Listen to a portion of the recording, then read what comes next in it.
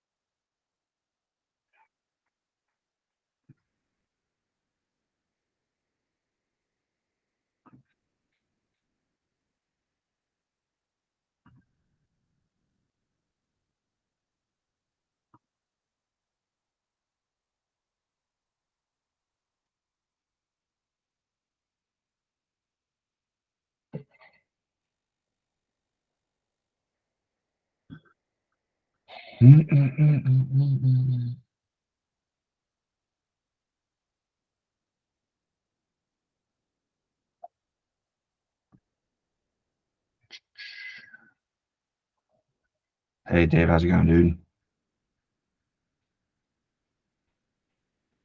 You're muted. Hey, what's up, Andrew? Sorry, I ran into a little bit of a Slack issue where you sent me the Google Meet on Slack, and I had a Slack update. So apologies for running on a little bit late.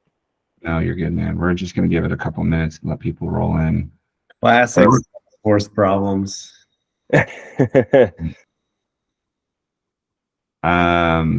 Mark Monterosso, man, good to see you again. There was one webinar me and Mark Rothschild did, I don't know, it was like a month ago, and it's just me, Mark, and Mark. It's just the three of us.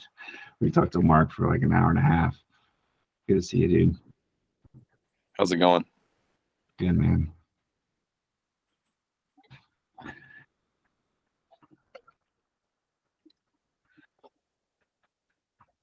All right.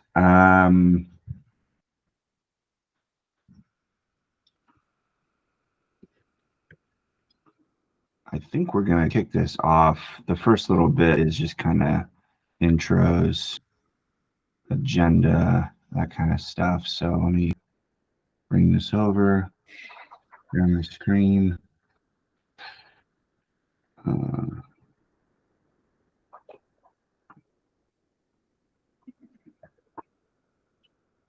All right.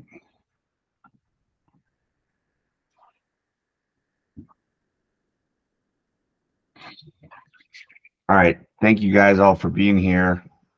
Sorry, guys and girls. Thanks everyone for being here. We appreciate it. My name is Andrew Garcia. I'm co-founder of The Arena with my man Mark Rothschild here. We've been doing this webinar series for a while now, and we're really excited about tonight. Our goal here, and I'm going to get into our mission and vision and what the arena is, a little special announcement, and then we're going to get to the main course here, which is, I think most of you guys want to probably hear from Dave Anderson, who leads military recruiting at Salesforce. So maybe if you haven't heard of Salesforce, one of the biggest tech companies, software companies in the world, and it's a special treat to have Dave here with us tonight, and then we'll close with Q&A. So what is the arena? I'm going to get into this quick. I want to go through points 1 and 2 pretty quick and then get to Dave as quickly as possible. Our mission here essentially is, I'll tell me and Mark's story very quickly. Mark and I are both Naval Academy grads, served in the Navy for several years, got out, transitioned into tech sales, and our experience is that the transition was very challenging. It was really hard. The military doesn't do an awesome job of helping you transition.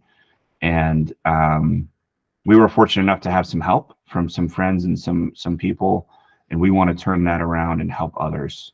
And one of the most satisfying Mark's experienced is getting a text from someone, you know, a few weeks after you've been working with them, helping them, saying, "Hey, dude, I got the job," or "I got an offer." You know, there's just something special about getting that text message, that LinkedIn message from somebody, knowing that we helped make a difference in a veteran's life. And we believe that you guys, everyone in this room, can make an incredible impact on the world. I've seen so many people, so many veterans, so many of my classmates, so many people I served with go on to do just ridiculous things in the private sector, but also just in life. And a lot of those people started off, their first step outside of the veteran community or outside the military was a tech sales job or some sort of sales role. There's something special and unique about carrying a bag and learning how to communicate with strangers and get them to trust you, and be authentic with people, and then turn around and get them to buy something from you. It's a skill that is very powerful. And so Mark and I just truly believe that there's something special here in this tech sales world, and we're trying to change people's lives. We're trying to change the world, and we're not shy about it. I think the people that come through the arena are going to make an incredible impact on the world, and we're really proud of that. So our mission is to help 100 veterans by the end of 2024 get a job in tech sales, and we're really excited about that. So I'm going to go right into my next slide here, and this is our special announcement, is that Mark and I have been working on this project for about a year now. Actually, Mark, I saw our LLC. I was looking through our documents, and it was literally almost a year ago today started this company. And so we want to, we're really excited about announcing that our very first cohort, where we're going to actually take 10 veterans through our training program and teach you guys how to get a job in tech sales, is going to start Monday, December 2nd, which is just after Thanksgiving. And right now the course will be 8 weeks long. This is our incumbent cohort, so cohort number 1. And what we guarantee is that you will be equipped to go out and get a job in tech sales. So what we're trying to do is teach you guys how to fish. As opposed to giving you a fish, we want to teach you how to fish. We want to equip you with the skills that you can take with you for the rest of your career, and how to go out and get a job anytime, anywhere, right? Because this is our initial cohort and you're essentially our guinea pigs, we're testing out all of our training on this first cohort. We're going to say it's free to apply, but Mark and I have been through so many training programs that to say it's free to join, I think would do you guys a disservice. We want you guys to have some skin in the game. So we'll say it's $50 to join for an 8-week course. And then at the end of the course, if for whatever reason you feel like you don't have the skills or we haven't equipped you, like no questions asked, we'll give you your money back. No problem. So right now, literally, I just hit the button like 10 minutes ago. The wait list is live. So if you are interested, you can join the wait list, and then we'll contact you with instructions on how to actually apply. But you can join the wait list now at arena.vet. All right. Mark, you want to add anything? I just talked a lot. So do you want to anything on what I just said? No, I mean, you hit the mission, you hit the value, what we're here to talk about. I'll talk about the webinars. So we're doing these obviously publicly, and we're bringing people like Dave, as a value add. And what we're trying to build out is really a community around veterans being in tech sales, veterans helping each other out. And so we want people with skills and background like Dave, he's going to talk about his experience. We're going to keep doing that in the webinar series. And then within the community, we're going to start setting up, like a mentorship program and resources for everybody. The whole idea is like, if you're a vet, if you're either transitioning out right now or you've been out for a while and you want to make that break into tech sales, we want to empower you to get a job in tech sales and succeed. So everything that we're going to do is really driven towards that. And Andrew talked about the fact that we were both Navy guys and we got into tech sales. It wasn't easy. The system is kind of stacked against you. It's stacked against a lot of people in terms of getting a role in sales without having experience. So a lot of what we do is walk you through that process. We're going to try to keep doing these webinars, keep giving out free advice, keep giving out guidelines for everybody. And the cohort and the coaching class is really for people who are like, okay, I'm ready to do this. I want to take this seriously, and for us to personally guide you. If that's not you right now, that's fine. Keep coming back to the webinars. We're going to keep having people. We're going to keep bringing value and making sure we're helping veterans. Rock on. Also, I realized I didn't introduce myself that well. My name is Andrew Garcia. I'm currently an account executive at Salesforce. I sell to the Army exclusively. I have one account. I sell to the United States Army. Been here for 4 years. I've been in tech sales for 7. I served in the Navy as a surface warfare officer for 8 years. So that's me in 30 seconds. Mark, really quick, you? Yeah, I'm an enterprise account executive at GoDocs. I've been at 2 fintech startups, and this is my second fintech. And then I was also at a coaching and L&D startup called BetterUp. And I'm thankful to the people who helped me get my first role, the skills that sales taught me, and I'm here to help you out. Cool. All right. So the big juicy part of this webinar is to just kind of give Dave the mic and let him talk about his experience. But before we do that, it's a nice little small intimate group here. Let's not be shy. I want to try to get a feel for who we got here. So how many people, you can raise your hand on the little button on the screen. How many people are still active duty, like haven't been on terminal or are approaching terminal leave and looking for a job in tech sales? We got Clint, Rob, Caroline, Jose, Eugene. So you guys are active duty today, looking to transition. Of you all, how many are transitioning in the next 3 months, like out in 3 or sooner? So just Eugene and Jose. So everyone else is longer. You're going to transition in 4 months, 5 months, something like that. Okay, cool.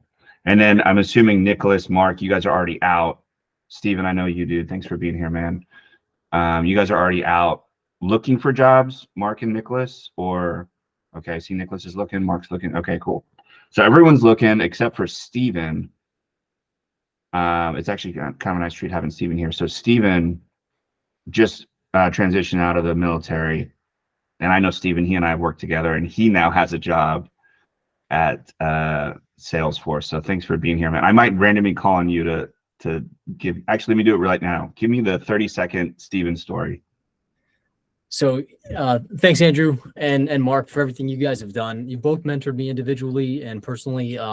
So I like to show my support for you and what you guys are doing. Long story short, 17-year Air Force Reserve veteran. I started my tech sales journey in another boot camp program. It was very, very thorough, but a lot more expensive than what you guys are going to find here. So I highly recommend you listen to Andrew and Mark. Tons and tons of value from these guys. So I listened to it, landed with a small reseller in the ServiceNow space, and now I'm with Salesforce. Thanks, dude. We got to catch up, by the way. That's awesome. Yeah. Thanks for joining. All right. So now, Dave, I'll just, actually, one more thing before I hand it up to Dave. Does anybody know what Salesforce is? Because he's coming from Salesforce. Raise your hand if you don't know what Salesforce is. If you want an intro to Salesforce, and then we'll give an intro to Dave if you want that. Who doesn't know? Everyone knows. Perfect. There you go, Dave. There's your audience. Hey, thanks guys. I appreciate you being here and adding me to a part of this. This is actually kind of what I do as a military recruiter here at Salesforce. This is primarily what I do every single day is I talk to veterans, military spouses, and I sort of give, I would say, an overview of how to get hired at Salesforce. Now, today I need to be, Andrew, I was telling you earlier, I got to be careful with what I say. So if I say anything that's like super Salesforce-y, just like click the button and say, hey, it's it's the wrong word, whatever. There are certain things I can't say, and I'm pretty good at what those are. But anyway, my job here is we cultivate pipelines for Salesforce from the military and military spouse community to get hired here.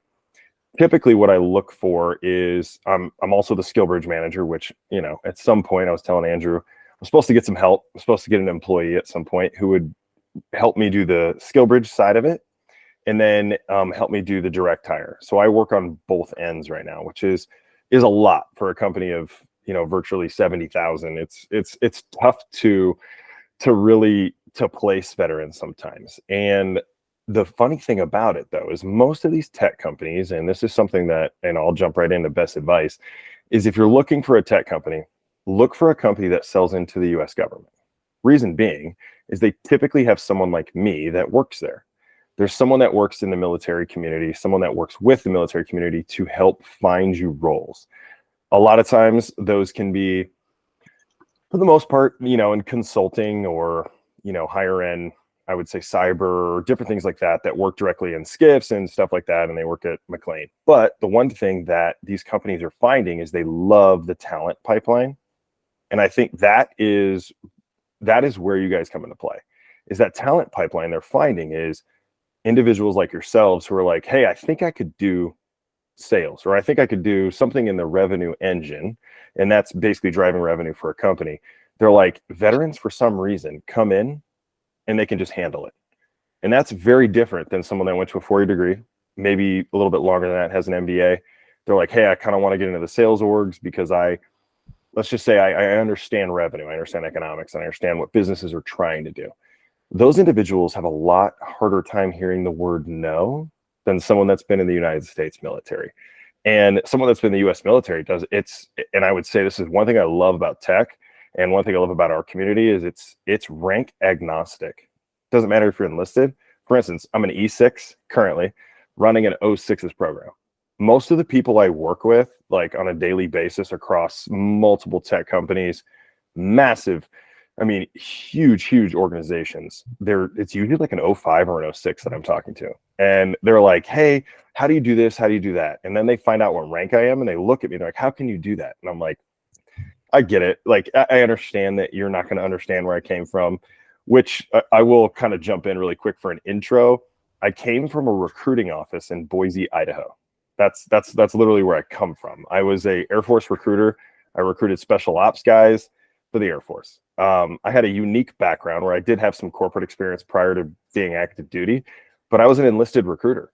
And next thing you know, 2 years into working at Salesforce.com, I'm the military recruiting program manager, and I'm, you know, running all talent pipelines that bring talent delivery to multiple organizations within this massive tech company at, well, currently 14 hub locations and everywhere. And I actually do it. I'm in my house in Boise, Idaho. And actually, I think one of my kids tried to walk in just a second ago. But anyway, that's kind of me. And I got here in a very unique way.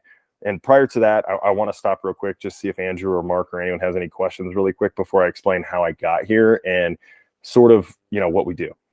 Your show, Dave, your show. Okay. I do want to make one comment though, guys. So Dave is the gatekeeper that looks at the applications that you will send in to said any tech company that you apply to. And he's literally giving you like the secrets to what he looks for. And so some of the things that he's saying are things that you should be remembering and reiterating in interviews. Like, military people are okay with hearing the word no. That is something you need to learn to regurgitate in an interview. When someone says, why should I choose you? You have no experience. You've never held a bag or carried a quota. You've never sold anything. Yeah, but you're a fragile little MBA bro over there. Can't hear the word no with crying in the corner. And I freaking lived in a tank for 8 months. Like I don't, so be confident in your experience. It's extremely valuable. Learn how to articulate it. He's giving you the secrets here. All right, that's it. Go ahead. No, absolutely. And that's part of the reason they brought me on is they want to kind of I'm going to give my background, how I got here. And then I'm also going to give you guys, like, which is really important, is I'm going to give you 3 tips on how to apply and how to get hired. I have to be careful with specific things on how to get hired at Salesforce, just because this isn't an official speaking event for me, but apparently I have to get those approved. I was telling Andrew earlier, when you're at a big, massive company, just like in the military, sometimes you have to go through PR and legal and all this stuff. But anyway, as long as I don't say anything super specific, we're good to go. So how this happened for me, I'm a guard bum. I don't know if you know the Guard very well, but I've been in the Guard I'll be in 16 years in December. And my dad was active duty Air Force, traveled all over. My dad got stationed in Idaho when I was close to being in high school and ended up retiring there. And so I went to Boise State University. And then I thought, you know what? I'm going to go active duty. I don't like school, whatever. Talked to my dad. My dad's like, hey, stay in school and just join the Guard. You could just pick some random job. So I went in and I was like, all right, cool. Tried to go special ops, didn't work out. Found out that I had a depth perception issue, and apparently you can't call airstrikes, you have a depth perception issue. So then I ended up moving into probably, is anyone Air Force here? Come on. Okay, we got one. So services. That was my first job in the United States Air Force. I was an enlisted guy in services, which, if anyone's been in the Air Force or seen them, they're the lowest totem pole job that you could probably get is that. And I was that guy. And I went to drill weekends, and fortunate, I worked on the fitness program, not necessarily providing, our service members food, which is what a lot of services does. A lot of them are cooks. But I only did that on drill weekends. And then I went to school, and then I got out of school, and I was fortunate enough to run into a company that was looking for sales. And I didn't understand sales at all. I had no idea how sales worked. I thought of sales, I thought car sales, and I thought, honestly, more than that, I didn't think a lot more of it. So talked to this company, and they're like, oh no, this is like the revenue providing engine that, creates everyone else's salary. So your HR people, your ops guys, everyone that, works internally, even the people that turn wrenches, they're all paid by the sales guy's job. And I was like, oh, okay. And then they're like, hey, this is the base salary I'm going to give you. And then I just want you to go find people that want our products. And I was like, oh, I could definitely do that. So then I did that. I was worked for a large company in the East Coast, but I covered the territory of Idaho, did well in it. And I was still guard. And then they asked me to go active duty. So I went AGR for 6 years in a recruiting role on the enlisted side. Did that.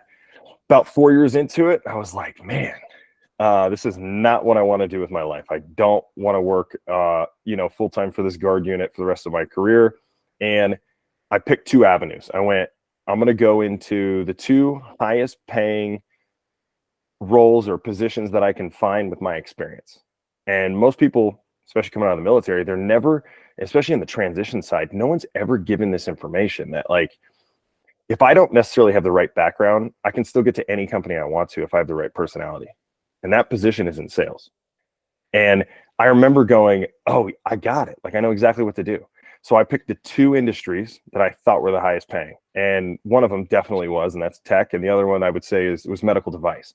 So I started interviewing medical device, well, let me say this a little differently. This will give you guys some help on how you do some outreach.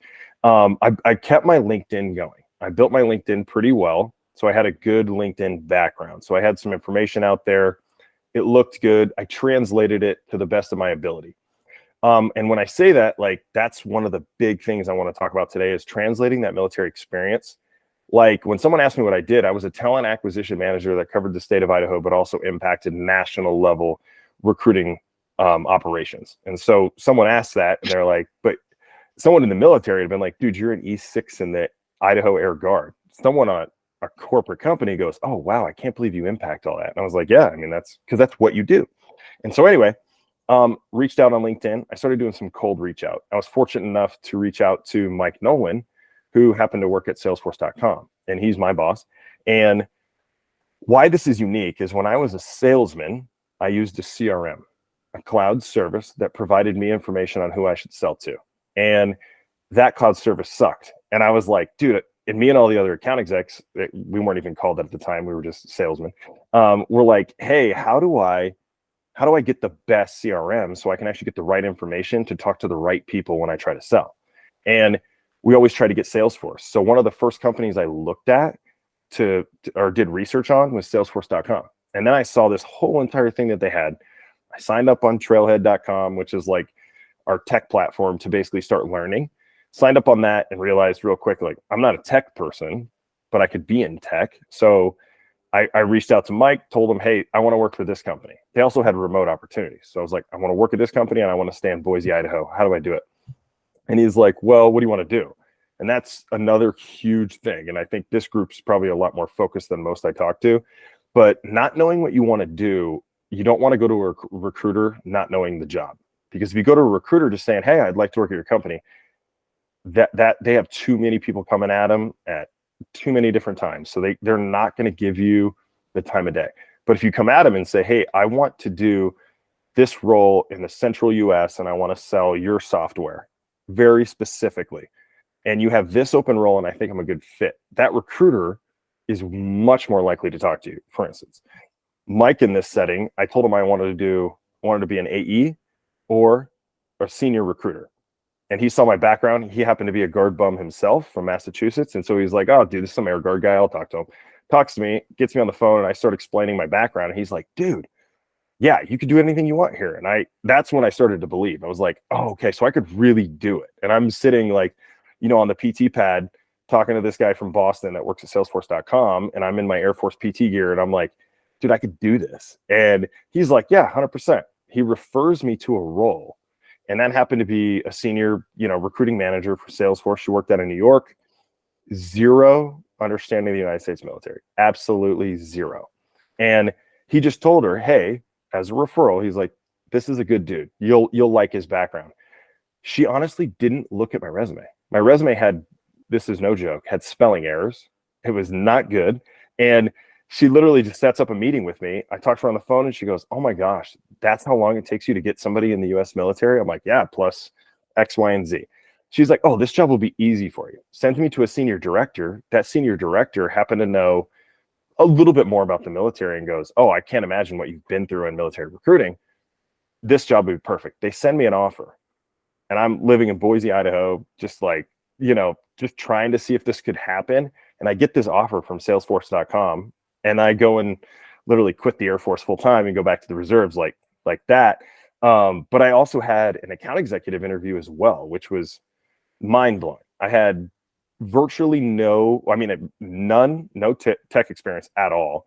And virtually I would say I have a college degree, but nothing aligned with Salesforce.com at all.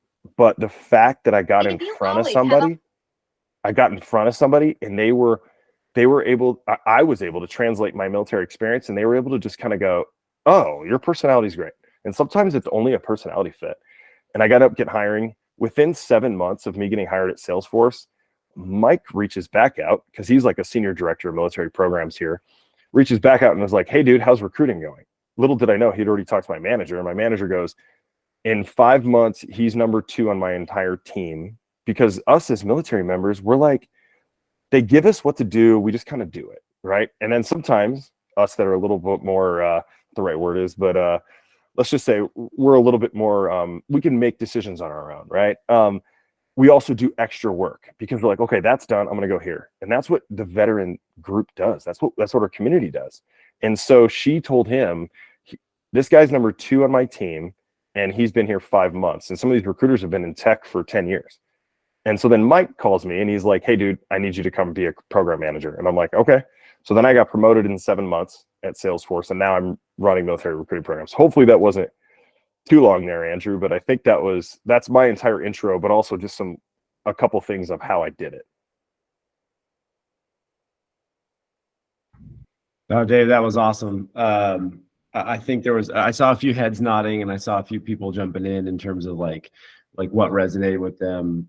I think it's always great when we get, folks from different backgrounds, different experiences in the military, and then how they broke in. As you were telling the story of connecting with people And I thought about the same thing in mine. It's like I applied a few times on my own and just got outright rejected, right? Like they were like, who is this guy? He's got no sales experience, like didn't matter. And so I thought, like, I love that you shared, like, connecting with the right people, having the conversations, and then getting to know you, being able to articulate what you did in the military and how it's relevant to the space. That's something Andrew and I talk about all the time. Can you maybe share, I know you did the intro, but can you maybe share some of the things that, like, help somebody stand out when you're looking at either when they come in as a referral, or when you get an application? What's something that helps, like, a vet stand out? Yeah, definitely. And let me go list. I'll put on my original job at Salesforce was actually a senior technical recruiter for the customer success organization. So I covered, like, I would say, I think 8 locations across the US, and it was, fairly high level. It was majority of them were either senior success managers or director level individuals, because they thought that I could handle it. And so, and at the time I was like, yeah, of course I can handle it. Which you'll see as you transition into the corporate world, someone from the veteran community, especially if you've deployed, if you've worked, even if you haven't deployed, the level of stress and the things that have been put on you will put you in a very good position to make decisions that someone that does not have our background would not make. And that's what my manager saw right away when she met me. She was like, this guy can handle, for instance, we had an issue in recruiting. They're like, we have all these hiring managers that want all these very, very specific, like, it has to be a perfect resume and a perfect profile. They won't interview them. She's like, can you help me, just kind of work them down off that? And I was like, yeah. And so I would meet some of these managers. And one thing that we do as veterans, I think we stand and deliver very well. And I noticed something that a lot of other recruiters I worked with, not to, denigrate anything that they did, but it was like, they would listen to a hiring manager and tell them, yep, I can do that. Whereas when I would hear a hiring manager tell me something, for instance, they would say, I need someone with 10 years experience, have to be in software sales, or excuse me, have to be in software. They have to have implemented this. They have to have this certification. One thing I would push back immediately is I would say, hey, what if I had somebody that has all the intangibles you're looking for, not direct experience? But I would say it right away.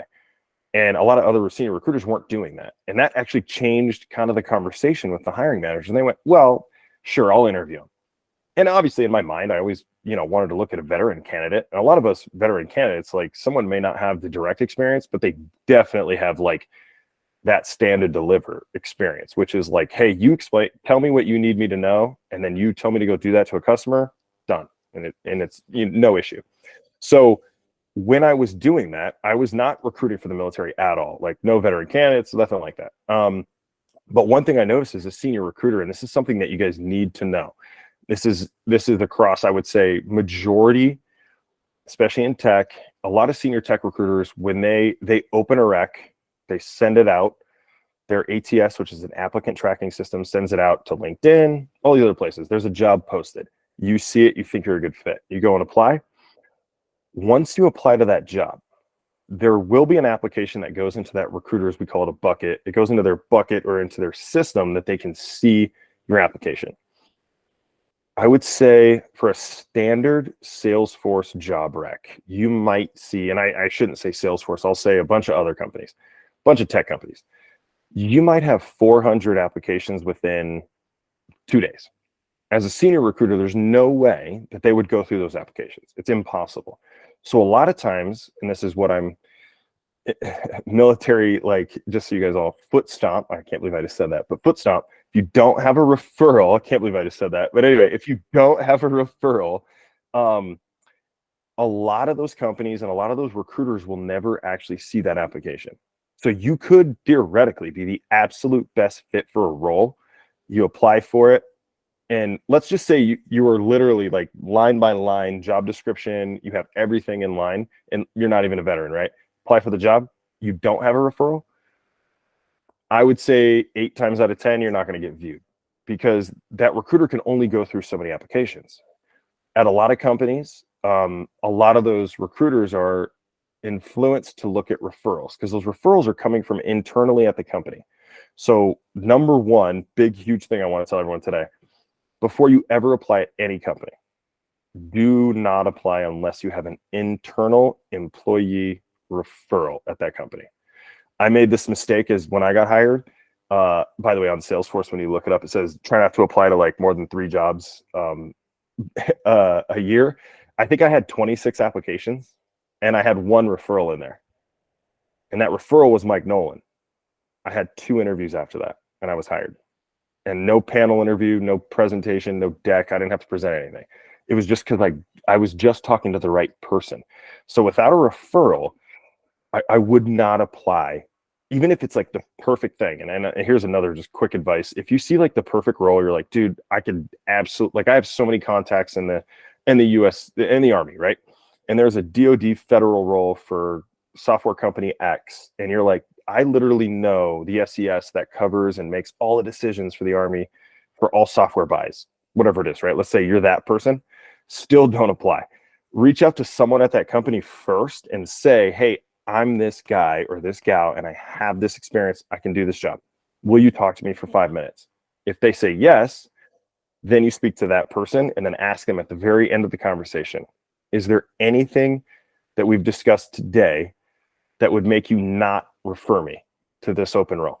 If the answer is no, ask them for the referral. And that's your close. Boom. Ask them for referral. Now, referrals don't work every time. I've been referred to many jobs, many companies, and didn't get anything. But typically, when you get a referral, you'll at least, someone will respond to your application. It might be a no, but at least you know a senior recruiter saw it. And that's something that I did as a senior recruiter, is if someone referred somebody to me for inside the company, I 100% went through that application, even if they were not qualified.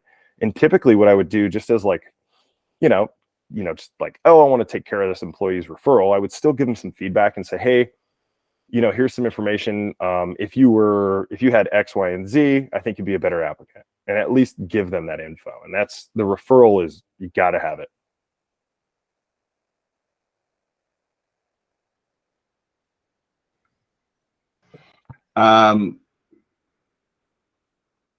We typically go over the hour mark because there's usually a lot of questions and everyone wants to keep chatting, which me and Mark are typically available to do. So Dave, I don't know if you're available to do that. We're quickly approaching the 9:30 mark. I wanted to pause here and just give an opportunity for any questions so far on what Dave has talked about or mentioned. Let's just take a quick pause, do a little mini Q&A, and then we can go into some more of Dave's points. So anyone got anything? Hey, I got one thing. Can you Yeah, hear me? Steven. Is that Go ahead, Eugene? You first. Yeah, go ahead, Hey, Eugene. Stephen, I'll go ahead. Thanks. Hey, thanks for showing up tonight, David. I had a chance to talk to you and Mike Nolan back in July over the Skillbridge thing. So I talked to you guys once through Hiring Our Heroes and had an interview with you, but it was like the week of deadlines and it didn't work out. I remember. Yeah. Yeah. Yeah. You were, you told me straight up, which I really appreciate. It was just a deadline thing. So I ended up taking another Skillbridge opportunity as a consultant, knowing that I wasn't going to take the job offer at the end, just because it was something new. It got me out of my current seat, and then I could learn a little bit more. But I've always, had tech sales or medical sales in the back of my mind. So are there certain certifications that you guys look for? Because if you want to get into project management, PMP is the well-known one, but in sales, I haven't found one that everyone says that's the one you should get. Is that clear enough? No, I think Eugene, I'm glad you're on, and that's a unbelievable question. And the reason I'm going to answer this, because I would have answered this differently. As you remember, we were up to that deadline, right? I was still running through trying to get hosting managers to like basically tell Mike and I like, hey, yes, we will host somebody. I had a very senior sales individual ask that exact same question. So I'm going to give their roundabout advice on that. His advice was, don't get any. And the individual has been in tech sales for, I think, 20 years, which is like some of these companies are way less than 20 years old. And he was also a former 10-year Army officer. And his advice was, learn customers that the product that you think you want to sell would provide a solution to. And if you can explain that in an interview, that would be far more important than any certification, any background, anything that you had. If you're like, hey, for instance, let's just use, I'm trying to think of a let's just use Salesforce for a second, a CRM. If you could just learn what that CRM does at a very, let's just say you could learn at a higher than baseline value, but not much more than that, definitely no certification, but you know what that solution would provide to a company who uses Excel to still, review customer information, and that's how they update notes, and that's how they keep, all customer information. But if you could just walk into that customer and tell them exactly why this cloud service would provide what they need to make them more sales and make them, provide more information quickly, right? To those salesmen, if you're that person and you can work on that, that's way more important and way more value than any certification you can get. Not saying a technical certification is always good, but it's I would say it's not necessary based on a very senior individual at the company that I work for. Got it. Thank you. If you need help with that Skillbridge thing, let me know, because I know it's a lot of people asking you all the time. That's for sure. I know the process now, so thanks. Hey, Dave, question from recent experience, not specifically related to Salesforce, but when I was coming through the recruiting process at Salesforce, I had a referral into SMB and a referral into mid-market. So for everybody's context, these are kind of different segments, different market sizes. You could think like federal sales versus selling into a different industry. Is it more likely that you'll get an interview if you have somebody referring you from within the same vertical or the same basically organization that you're applying to? In my case, I was applying to SMB. Somebody referred me to SMB. I was applying to mid-market, and somebody from mid-market referred me. Both of those, I did successfully get interviews. But is that your experience, or is there no correlation? That's another fantastic question. I would absolutely say there's a correlation there. For instance, working in the recruiter organization, if I refer Steven, just like I think I had actually referred you to a role, it was unsuccessful and unfortunate, right? But I'm a military recruiting program manager for the company, and me referring a military member to a role to that senior recruiter, that they own that rec, right? It's their job requisition, and they want to make their best recommendation to the hiring manager. They're going to hold way more value to a current account executive at that company, which is going to bring me to my second point here soon. But a current account executive at that company referring you, because that account exec does the job. They're the one doing it. So they're like, hey, Steven can do it. Don't even worry about it. He's great. That senior recruiter might, honestly, this is very true, they might not even look at your resume. I would say that loosely, but they might not, let's just say they might not, go through it with a fine tooth comb.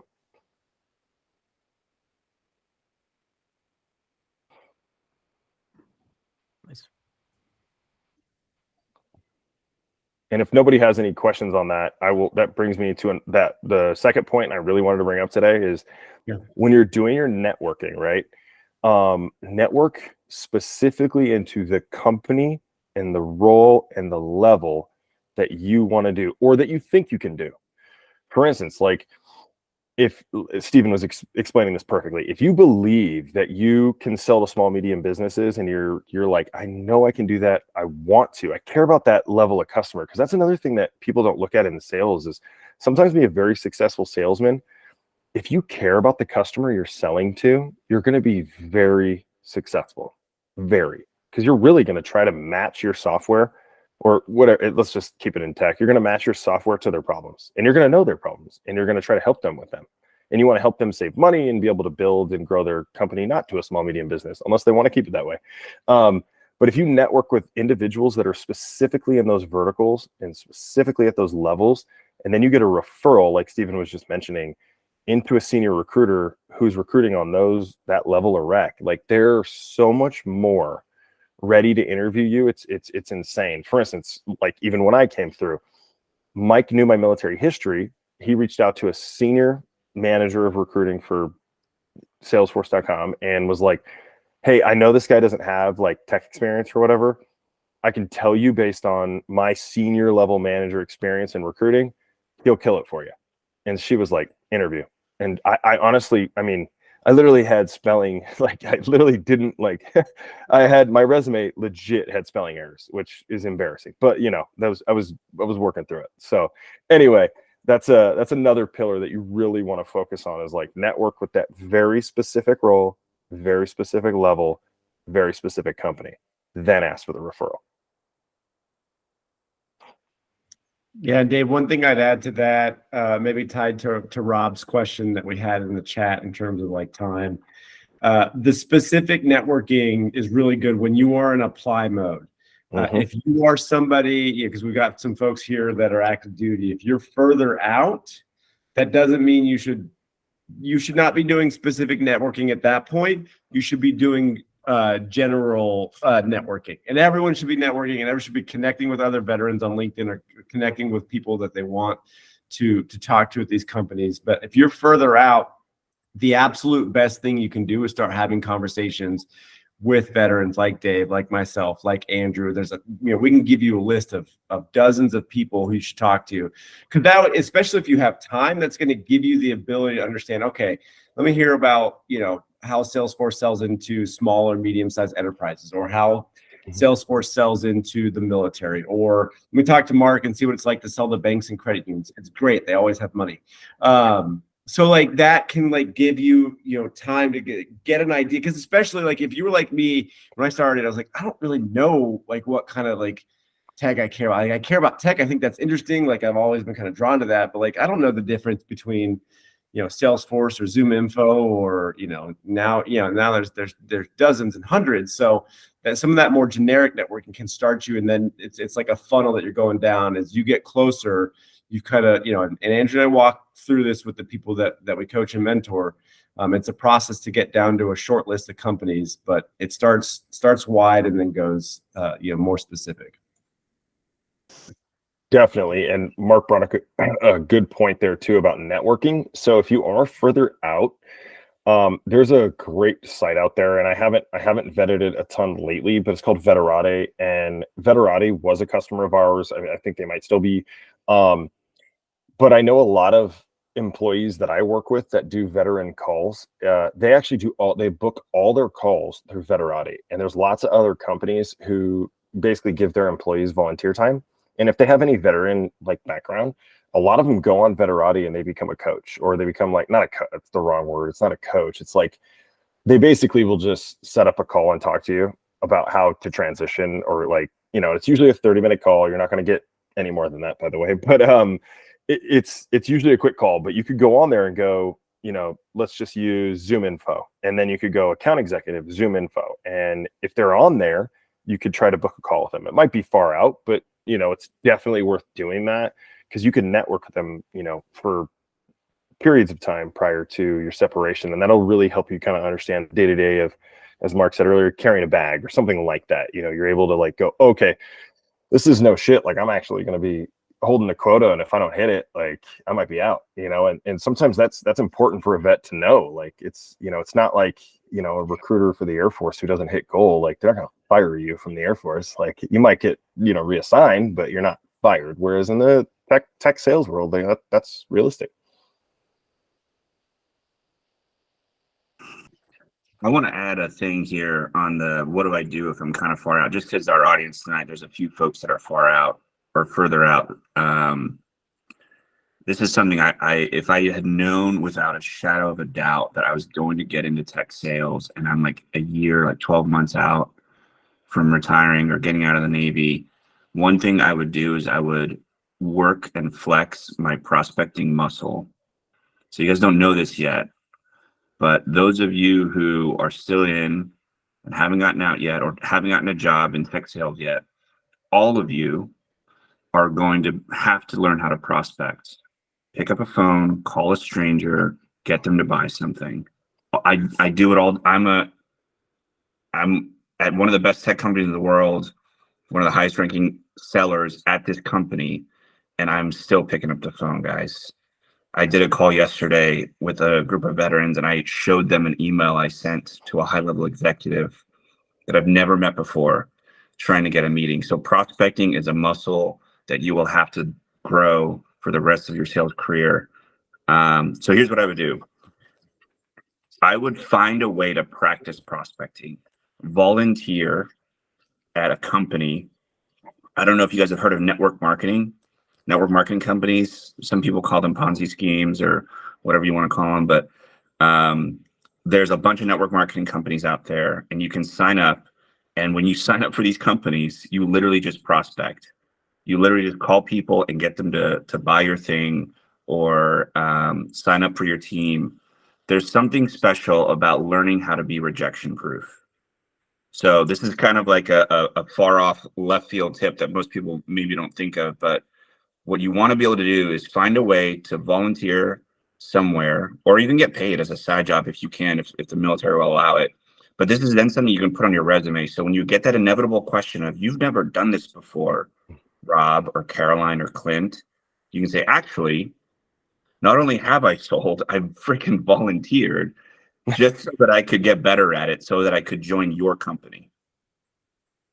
So this is one thing I would definitely do. I would try to find a way to get good at the actual practice of sales. And one of the biggest things is prospecting. When we get into our course, for those of you that joined the wait list, this is something that we're going to talk about, is helping you guys wrap your head around prospecting. And actually, the way we teach you to go out and look for a job is we ask you to put your sales hat on and prospect as if you're the service you're selling, and the hiring manager is the decision maker. And we're going to teach you how to go out and fish for a job.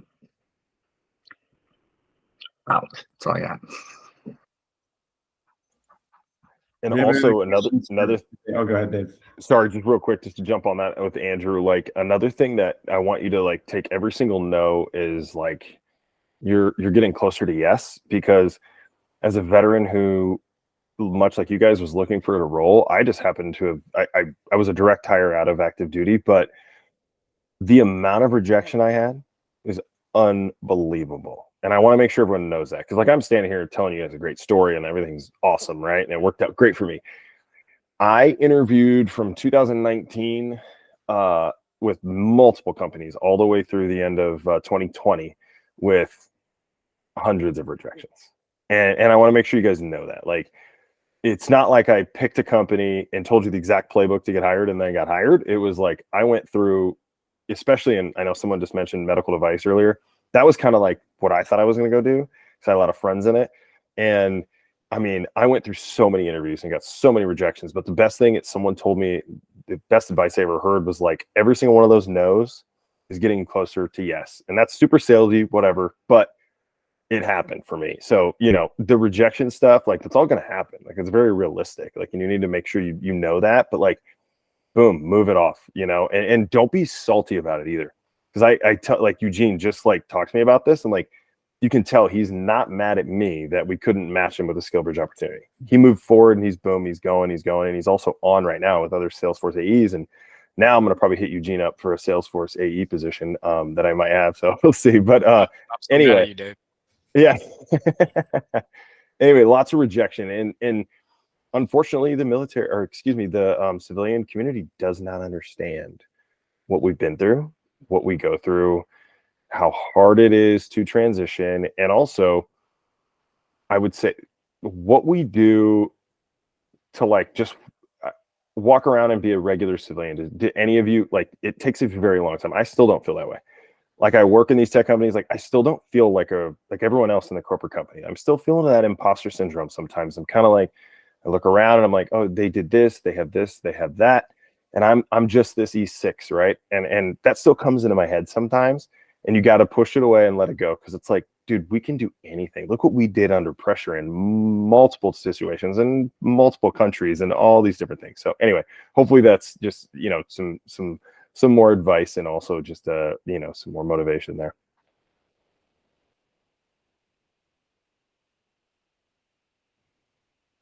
Did we get through all your points, Dave? Do you have more? Or are we? Sorry, my internet's horrible. I switched to my cell phone here, so trying to make this work. Do you have more points, or are we just strictly in Q&A right now? Last point was not like this one isn't like groundbreaking in any way, but if you do have an opportunity to do a Skillbridge at any company, do it. That's it. That's a huge point, because like I didn't do it, and it took me 3 months to really understand what the hell was going on, especially as a remote employee.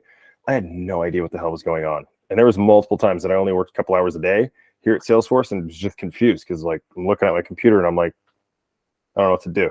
But if you do a Skillbridge, it gives you that opportunity to kind of like start to fumble into like, okay, this is what corporate folks do on a day-to-day basis. This is how people speak. This is business acumen that I'm going to need. Definitely, if you have the opportunity to do it, do it. I would also say it doesn't necessarily matter what company you do it at. Definitely pick a good one. And when I say that, how you can pick a good one is talk to a manager that is setting you up within a specific role. For instance, all you guys are looking at tech sales. Don't do a Skillbridge that's not in tech sales, because I ran our first cohort ever at salesforce.com, and we hired 4 out of 5 AEs, completely zero sales experience, from all different military backgrounds. I screened them myself, but they had no military background. I mean, literally no corporate experience, nothing. They went through a 3-month Skillbridge. All of them are account executives. Well, 4 out of 5 are account executives at Salesforce, and the 5th is an account executive at another company. And there's no way they would have got interviewed.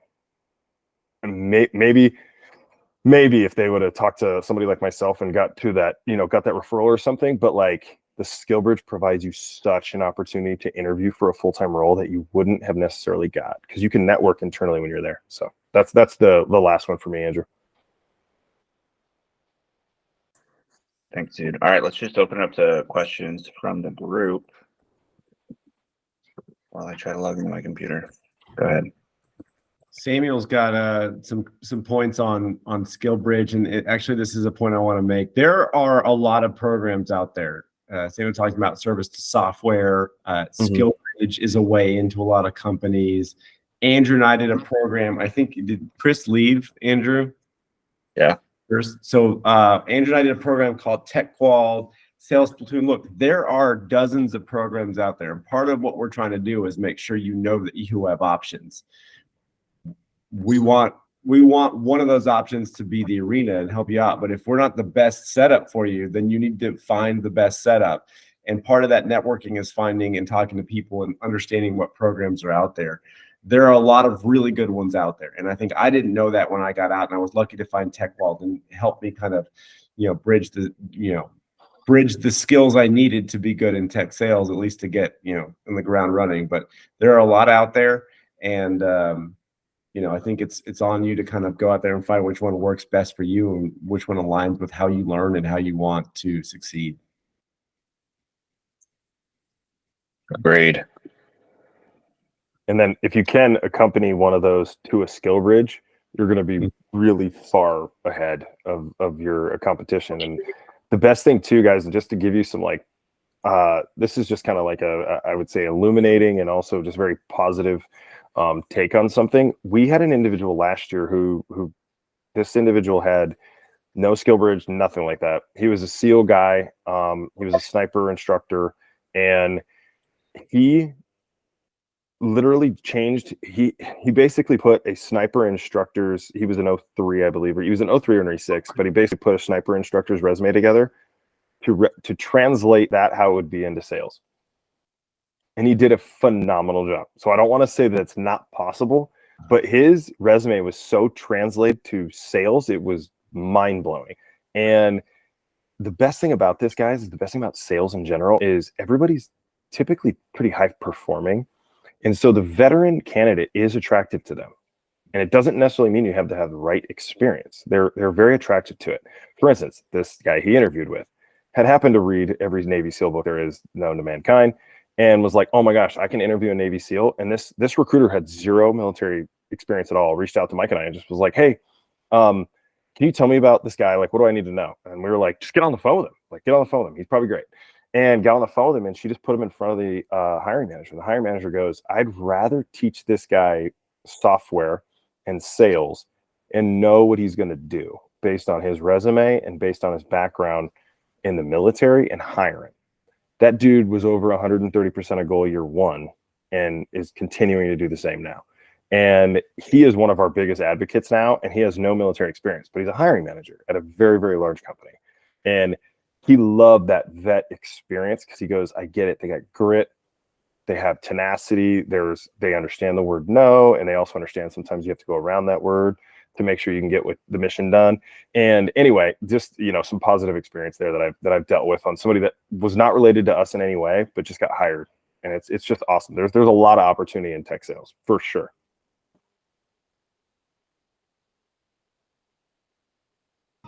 How much travel are you looking at in sales? I mean, I know it's going to depend on your territory, but and I'm sure the classic answer is it depends, but I'll let you answer that however you want to see it. Dave, you're pretty much fully remote, right? Yeah. Yeah. Caroline, I think that that's a good question. I'd say it's a lot less than it used to be. The first job that I got out, it was 50+% travel, which meant I was on a plane every other week. This is 2017 to 2020 when I was doing this. And so it was a lot of time on the road. I happen to like it, but I only had one kid at the time. I have 4 now, so that's a lot more difficult to do, for those of us with families. But companies are really good about letting you know what the travel requirements are, specifically if they are high travel requirements. They will usually say 30% travel required, 50% travel required. But that is a very good question that you need to be very crystal clear on if you have kind of reservations or restrictions around that. But the good news is now, if you want to travel, go travel. If you want to be fully remote, there are very many roles out there that will let you be fully remote and travel less than once a month, if at all. And Caroline, just to jump on that based on my recruiting experience, because we the unfortunate part about veterans a lot of times, and maybe you might not be located near a hub, right? But if you're the right fit, like, can we realistically get you into a sales role where you're not, traveling 3 time zones? And I think that's a really important thing from a recruiting perspective is, like, if I live in Florida, could my office tie be Atlanta? Definitely. And I would always look at the Southeast, region, because if you can find a Southeast region role, or if the office, it shows that office in there, or East Coast, that's going to usually dictate a lot of your travel too. And the other thing, as Mark was saying, is software's changed so much. A company would much rather do a 30-minute Zoom call with you now than have you come on for a 4-hour visit and do a dinner with you, because it's very expensive. Even if you're paying for it, they'd much rather have you just do a 30-minute Zoom demo with your solution engineer and tell them this is what the software does. Like, they would. So it kind of depends. Tech is unique in that, though. I saw someone earlier write medical device, and from my experience, I know a lot of medical device sales reps, and you're in the hospital, you're in the operating room, you're doing it. And if you have that, grit, and you want to do that, like, you're going to travel and you're going to like it. But if not, tech is definitely unique, where you can meet them where they're at. I'll say one thing on that. If you're selling stuff, no one cares if you're traveling or not. If you're in your number, nobody cares. Like, I know people that have never gotten an airplane, and they don't have to because they're really good at selling virtually. As long as you're hitting your number, you could work half the year. Nobody really cares. Like, the goal is hit your quota. You do that, you can do whatever the heck you want for the most part, as long as it's legal. Good question. Great advice there, Andrew. And I will say, just a caveat on that, I met a random AE from my company here yesterday, and he was like, hey, can you meet up to talk to me about veteran initiatives? And I was like, sure. And I live fairly close to a lake, and he's like, hey, dude, I'm backing in my boat at 3:00. And he's like, can you jump in and tell me about it? And I was like, yeah, I can do that. So I went and met him, jumped on his boat, and we drove around. And he told me all about his side of the company. And he doesn't travel a ton. And he has a house here, not to get too ridiculous. He has a house here and a house in Scottsdale. He's done very well for himself. But he loves the veteran initiative. And he's like, how do I hire, how do I find these types of veterans? And he's like, I thought I could reach out to you. And I'm on his boat and we're driving around. And he doesn't travel a ton. But some other guys I know, gone all the time. It just kind of depends on, the role, territory, and your personality, or your customer's personality, which is also very important. Hey, David, could I add you on LinkedIn? Oh, dude, please do. I'll send you my calendar and we can have a separate conversation as well. Anyone that wants to add Right me on. I already anytime. added you.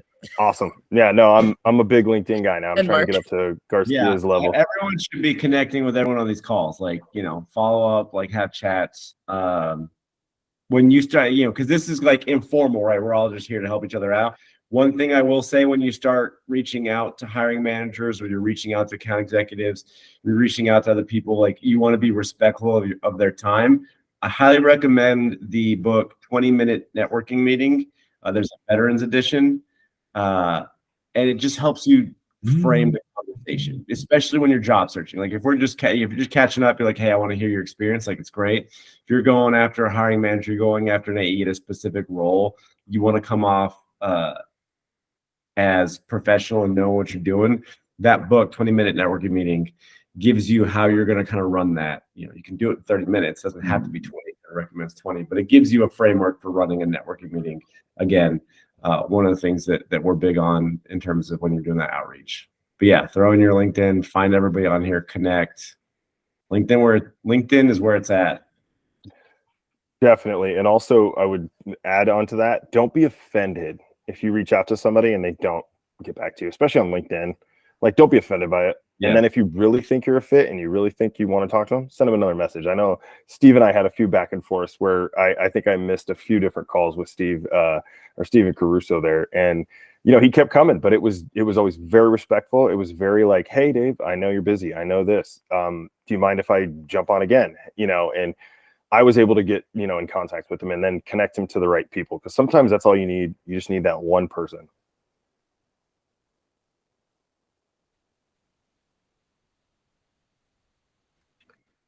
I got a question for the crew, Andrew, David, Mark, all of y'all, if you don't mind. For someone who's kind of missed the boat on Skillbridge, did Skillbridge in the consulting world, didn't pan out, and now trying to pivot towards the sales section, what would you recommend for like a foothold in the industry? What kind of roles or areas can I look for that first job to kind of make an impression and get in? Okay, I'll start. Yeah, go ahead. I think we got to be kind of practical. I'm not going to ask you to answer these questions in front of everybody, but are you married? Kids? Do you have like a certain amount of income you need to make? Engaged, no kids, don't really need to make income. I have a certain lifestyle I like to maintain, but I can be flexible for the right entry. Good. So entry level, like BDR, SDR positions typically start anywhere from like 50K to maybe 70K base.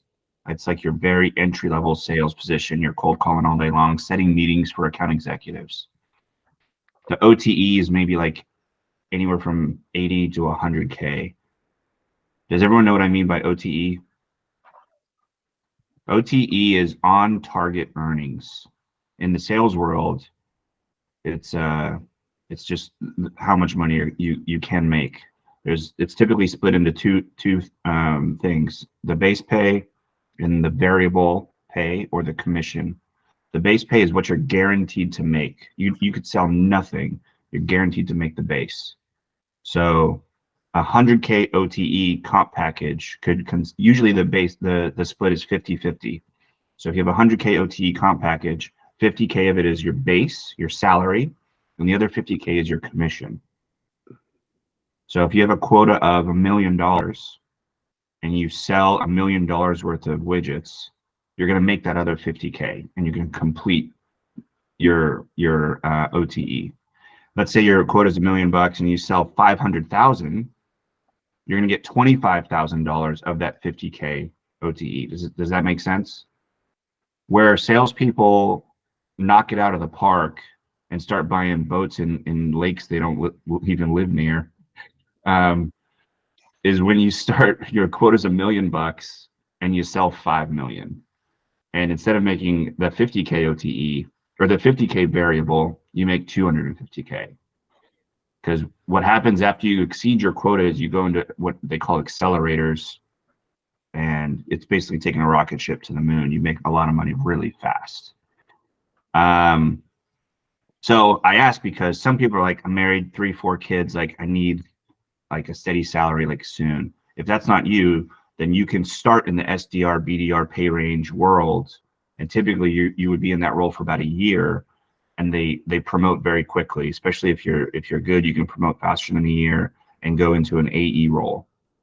You can also find an entry-level AE role, which is what I did. My very first job out of the Navy was I was an AE at a company called Soft Choice. By the way, anytime any of us drop a name of a company we've worked at, it means they're veteran friendly. You should write that down. They hire veterans. Soft Choice, based out of Toronto. My package was 100K OTE, 60K base, 40K variable. I sold nothing my first year. So I made 60K that year. Took a bit of a pay cut out of the military. But my next role, after 1 year, I got pulled and recruited to another company, and my OTE jumped from 100K to 160. So I immediately jumped to 20K in pay and base pay. I went from 60 to 80, and then 80K variable. And that company, I sold some shit, and I started to make some sales money. And so I'm telling you this story. I'm giving these real numbers because your life, your sales pay can change very quickly, especially as you're new. Don't be discouraged if you jump into a role and the pay is maybe a bit of a pay cut or it's lower than you expected. If you do well, you will be highly marketable. People talk. The sales community is small, just like the military is small, the sales community is small. People talk. So if you do well, you will be highly marketable, and you can typically switch roles in the same company or go find another company and make more money. So the question revolved around what are the good roles to start, right? A lot of it to start depends on your pay and what you can afford to make, and really how good you are and how quickly you make an impact at that first company. That's why, like we tip earlier, was start prospecting now. Like literally get creative, and we're gonna come up with some ways together in the cohort. But I literally cannot emphasize enough how important it is to start prospecting and practicing this prospecting muscle, because your very first job, like literally week 1, you're gonna spend learning the product at your company. Week 2, they're gonna hand you a phone and a phone book, and they're gonna say, go sell something. And we want you to be prepared for that day. Yeah, and another thing, just to jump on with that, Andrew, is sometimes too, there might be an entry-level sales role that could turn into your career. And what I'm saying by that, and I was told by a veteran that I work with, he's an area vice president at a very large company, and he was like, if you like small, medium businesses, don't worry about your OTE and your salary right now. And he's like, I work with this individual who sells to SMB, and she's close to making 7 figures at this company, and she sells just a small medium business. She doesn't want to manage anyone ever. She never wants to sell into another group. She just loves the small medium business segment. So if you're like, hey, I think, and why I bring up small medium business is I think as veterans, with anyone from 8 years to, let's just call it 14 years of experience, I know you can do it. And I mean that wholeheartedly. I know you, not saying taking a PDR role is a bad thing, especially at a massive company. It's a little different than at a smaller one. But an SMB role is typically more entry level, but it could be your bread and butter to a massive career. And sometimes it's just, that might be your fit, and that's okay. But SMB, just to answer very directly, Nick, like especially with your background, like that's definitely a level you could get hired at. Sweet, Yeah. thanks. I think it's really important, guys. I think both Andrew and Dave have said this, like the role and maybe the company aren't like specific. I think it's the right role at the right company, and overall it's somewhere that you can go and you can be successful. If you have to take that BDR role and it's for 6 months, it's 8 months, go somewhere that you know what the path is to AE and you can be successful. Even if it's a first time AE, go somewhere where you've done your homework, you've talked to other veterans, you can go be successful, because that success will buy you more success. It will earn you more money, and it will earn your future success. Nobody turns down a successful salesperson. They move them to different roles. You can go somewhere else and make more money. It's just wild. And really quick, just more positive reinforcement for you all. I worked with an individual who came to me and then spoke to some other companies and some other recruiters. And this individual, I would say, would be militarily, they're one of the highest ranks you can get to.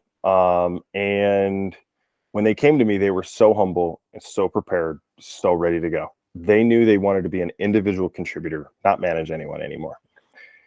Directly out of the military, I would say roughly 26 to 30 years experience. And this individual started at one of the very lowest levels of sales you could possibly start at any tech company. That individual has been promoted since then, but they came in and said, I don't need this. I just want to become this. And I went, okay. I mean, even the recruiting group that I know they worked with was uncomfortable interviewing this individual because of their level. And that person just stuck it out and they made it, and they're doing very well with their career. And sometimes, you know, when you come out, I didn't want to be a recruiter anymore when I came out. I really didn't. But to get into a company like I got into, I knew that might have to be my path. And I was fortunate enough to do that. And, you know, I got promoted in 7 months, 5.5, 7 months, in between there.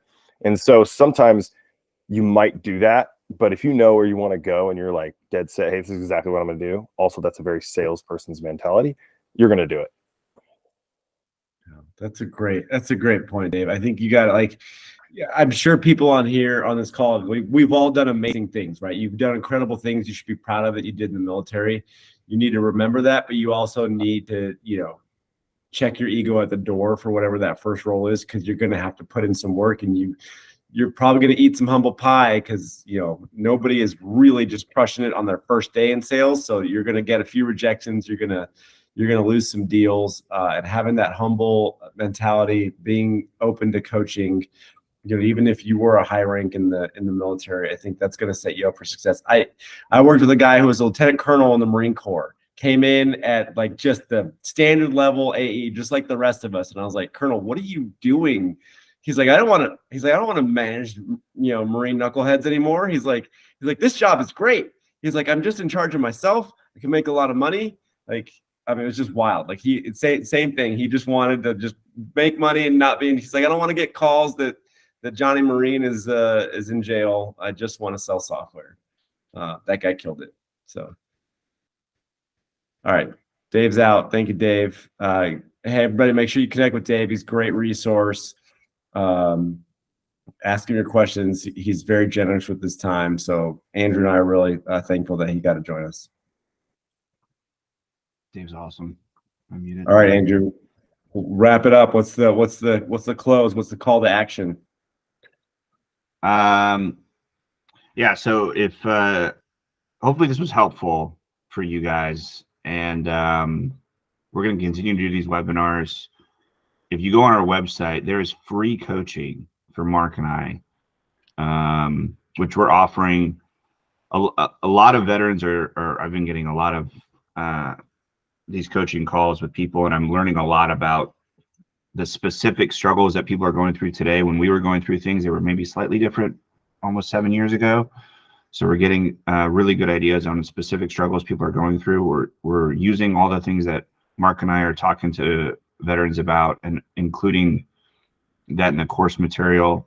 So utilize that. This the coaching that we offer isn't always going to be free.